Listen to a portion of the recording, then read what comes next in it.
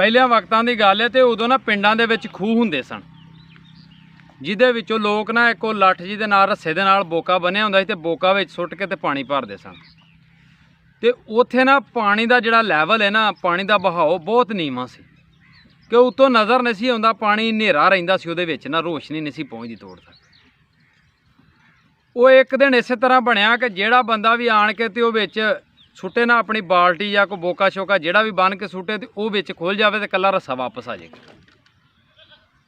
ਲੋਕ ਪਰੇਸ਼ਾਨ ਹੋ ਗਏ, ਲੋਕ ਡਰ ਗਏ ਹੁਣ ਵੀ ਵਿੱਚ ਕੌਣ ਜਾਵੇ ਤੇ ਕੌਣ ਵੇਖੇ।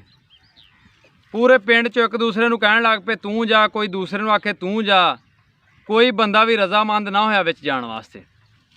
ਅਖੀਰ ਇੱਕ ਨੌਜਵਾਨ ਸੀ, ਉਹਨੇ ਸੋਚਿਆ ਵੀ ਪੂਰਾ ਪਿੰਡ ਮੁਸ਼ਕਲ ਦੇ ਵਿੱਚ, ਪਾਣੀ ਭਰਨ ਤੋਂ ਦੂਰ ਤੋਂ ਪਾਣੀ ਲਿਆਉਣਾ ਪੈਂਦਾ ਸੀ।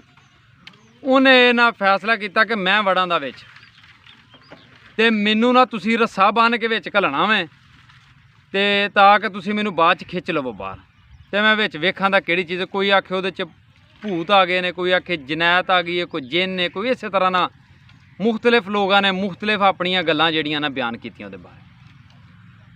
ਜਦੋਂ ਉਹ ਜਵਾਨ ਵੜਨ ਲੱਗਾ ਨਾ ਤੇ ਉਹਨੇ ਆਖਿਆ ਮੇਰੀ ਇੱਕ ਸ਼ਰਤ ਹੈ ਕਿ ਰੱਸਾ ਫੜਨ ਵਾਲਿਆਂ ਦੇ ਵਿੱਚ ਮੇਰਾ ਭਰਾ ਹੋਣਾ ਚਾਹੀਦਾ।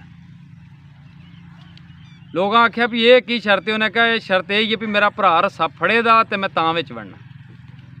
ਉਹਦੇ ਭਰਾ ਨੂੰ ਘਰੋਂ ਸੱਦ ਕੇ ਆਂਦਾ, ਉਹਨੇ ਵੀ ਨਾਲ ਰੱਸਾ ਫੜ ਲਿਆ, ਪੂਰੇ ਪਿੰਡ ਨੇ ਰੱਸਾ ਫੜਿਆ ਤੇ ਉਹ ਜਵਾਨ ਵਿੱਚ ਚਲਾ ਗਿਆ। ਜਦੋਂ ਉਹਨੇ ਰੱਸੇ ਨੂੰ ਵਿੱਚੋਂ ਖਿੱਚ ਮਾਰੀ ਤੇ ਉਹਨਾਂ ਵਾਪਸੀ ਖਿੱਚਣਾ ਸ਼ੁਰੂ ਕੀਤਾ ਤੇ ਉਹ ਜਦੋਂ ਥੋੜਾ ਜਿਹਾ ਬਾਹਰ ਰੋਸ਼ਨੀ 'ਚ ਆਇਆ ਨਾ ਤੇ ਉਹਦੇ ਮੋਢਿਆਂ ਦੇ ਉੱਤੇ ਬਾਂਦਰ ਬੈਠਾ ਸੀ। ਉਹ ਇਸੇ ਤਰ੍ਹਾਂ ਬਣਿਆ ਕਿ ਵਿੱਚ ਬਾਂਦਰ ਡਿੱਗ ਪਿਆ ਸੀ, ਉਹ ਰੱਸਾ ਖੋਲ੍ਹ ਲੈਂਦਾ, ਜਿਹੜਾ ਕੋਈ ਜਾਂਦਾ ਸੀ ਉਹ ਬਾਲਟੀ ਬੁਲਟੀ ਖੋਲ੍ਹ ਲੈਂਦਾ, ਉਹਦੀ ਤਾਂ ਰੱਸਾ ਵਾਪਸ ਆ ਜਾਂਦਾ ਸੀ। ਤੇ ਉਹ ਜਦੋਂ ਵਿੱਚ ਗਿਆ ਨਾ ਤੇ ਉਹਦੀ ਜੇਬ ਦੇ ਵਿੱਚ ਕੋਈ ਗੁੜ ਦੀ ਰੋੜੀ ਸੀ, ਉਹਨੇ ਬਾਂਦਰ ਦੇ ਅੱਗੇ ਕੀਤੀ, ਉਹ ਬਾਂਦਰ ਨੇ ਮੂੰਹ 'ਚ ਪਾਇਆ ਤੇ ਬਾਂਦਰ ਉਹਦੇ ਮੋਢਿਆਂ ਤੇ ਚੜ੍ਹ ਗਿਆ। ਉਹ ਜਦੋਂ ਰੱਸਾ ਖਿੱਚਿਆ ਤੇ ਉਹ ਥੋੜ੍ਹਾ ਜਿਹਾ ਲੋਅ 'ਚ ਆਇਆ ਨਾ ਤੇ ਉੱਤੋਂ ਲੋਕਾਂ ਨੂੰ ਬਾਂਦਰ ਨਜ਼ਰ ਆਇਆ। ਲੋਕਾਂ ਆਖਿਆ ਕੋਈ ਜਿੰਨ ਕੋਈ ਭੂਤ ਆ ਗਿਆ ਵੇ।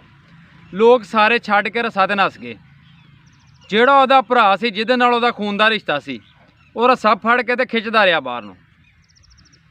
ਇਸੇ ਤਰ੍ਹਾਂ ਬਣਿਆ ਕਿ ਉਹਨੇ ਮੁਸ਼ਕਿਲ ਨਾਲ ਖਿੱਚ ਕੇ ਬਾਹਰ ਆ ਗਿਆ। ਲੋਕ ਆਸਤਾ ਆਸਤਾ ਸਾਰੇ ਆ ਗਏ ਵੀ ਬਾਂਦਰ ਚੱਲ ਕੋਈ ਨਹੀਂ, ਬੰਦਾ ਬਚ ਗਿਆ ਵੇ।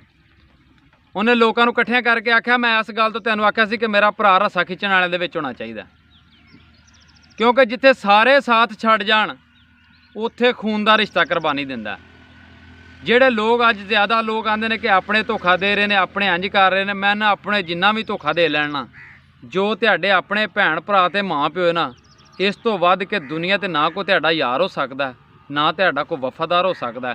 ਤੇ ਇਸ ਤੋਂ ਕਰਕੇ ਆਪਣੇ ਭਰਾਵਾਂ ਦੀ ਕਦਰ ਕਰਿਆ ਕਰੋ ਤੇ ਜਿਹੜੇ ਖੂਨ ਦੇ ਰਿਸ਼ਤੇ ਨੇ ਨਾ, ਇਹਨਾਂ ਨਾਲ ਕਦੇ ਵੀ ਧੋਖਾ ਨਾ ਦਿਆ ਕਰੋ। ਅਖੀਰ ਤੁਹਾਡੇ ਕੰਮ ਮੁਸ਼ਕਲ ਵਕਤ ਦੇ ਵਿੱਚ ਇਹਨਾਂ ਹੀ ਆਉਣਾ ਤੇ ਤੁਹਾਡੇ ਨਾਲ ਇਹਨਾਂ ਹੀ ਖਲੋਣਾ, ਇਸ ਤੋਂ ਇਲਾਵਾ ਤੁਹਾਡੇ ਨਾਲ ਕਿਸੇ ਨਹੀਂ ਖਲੋਣਾ।